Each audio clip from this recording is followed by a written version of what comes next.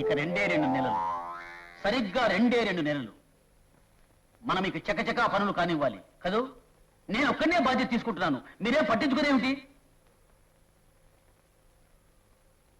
అదే ఆలోచిస్తున్నాను బాబు. శ్రీధర్తో పైడి తల్లిని తీసుకొస్తానని అన్నాను. ఎంత పని చేశావయ్యా, అనుమానం మన మీదకొస్తే? వద్దంటే పోనండి, ఎందుకైనా మంచిదని చెప్పాను. అక్కడే ఉంటూ పాపకు స్లో పాయిజన్ ఇప్పిస్తే? డాక్టర్కు చూపిస్తారు.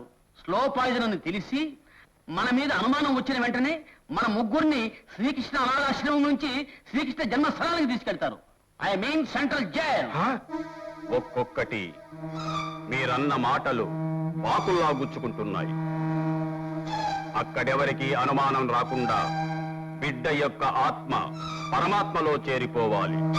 చేరక తప్పదు. తులసి చస్తే మనం లక్షాధికారులైపోతాం. తులసి చావాలి అంతేగా. మనమంతా వెళ్ళాలి. అది రేపే. ఎక్కడికి? ఇస్తా గ్రామానికి. తులసిని సైలెంట్ గా ముగించాలంటే వాడికి ఒక్కడికే సాధ్యం. వాడు మానవులో ఉన్న రాక్షసుడు.